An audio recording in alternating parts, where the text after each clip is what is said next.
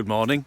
It's a beautiful winter's day here in Bluntisham, and I just wanted to share a few thoughts that help explain neurolinguistic programming and higher consciousness and how they can help you in a way in which hopefully is much easier to understand, because the danger is with these principles they become so highfalutin and jargon infused that it's just impossible for people to grasp.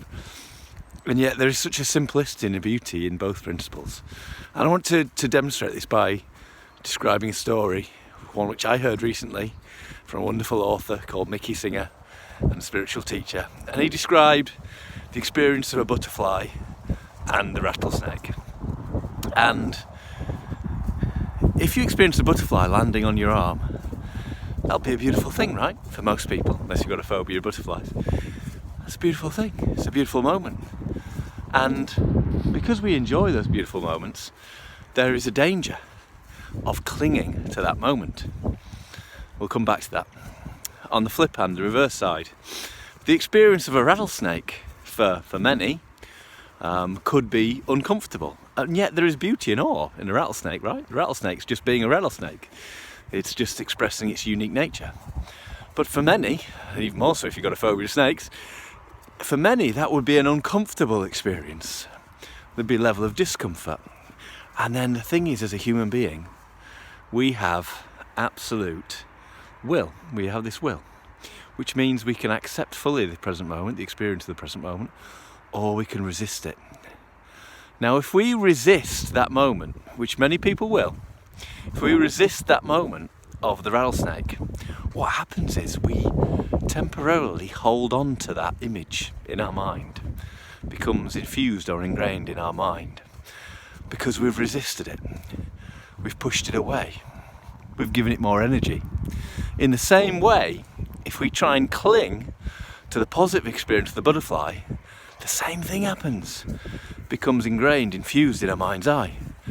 And you might say, well, what's so wrong about that? How is that a problem? Well, it is a problem. It is a problem because if you resist the experience of the rattlesnake, you'll be walking along and you see a rope at the side of the road. And guess what? You'll start feeling afraid. And you'll be feeling afraid because it'll remind you of a rattlesnake. Whereas if you had just allowed that moment to pass and experienced it for what it was without resisting it, you wouldn't have held on to that image. The same occurs with a butterfly. If you try and hold on to that, you'll be going out on a summer's day looking for butterflies. And guess what? Whilst you're looking for butterflies, guess what you're missing? You're missing all of this stuff. All of this stuff. You're missing what is the gift, the present moment. Past is history, future is a mystery, the present moment is a gift. So either way, whether you are resisting the present moment, resisting the rattlesnake, or clinging to the positive experience of your life, you are not doing your life experience any good.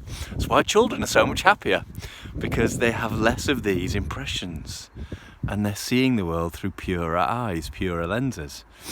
Let's give you another example. Do you remember the old plasma TVs? And I remember having this piece of advice.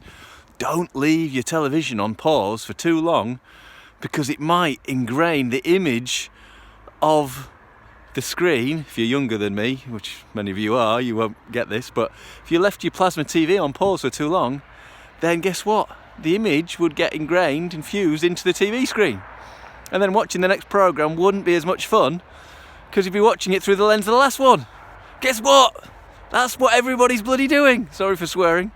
But it's true. That's what everyone is doing. They're watching the movie of their life through the lens of all the experiences that they've either held on to, clung on to, or resisted.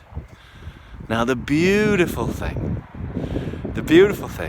is with neurolinguistic programming and a process called timeline therapy, you can clear the screen.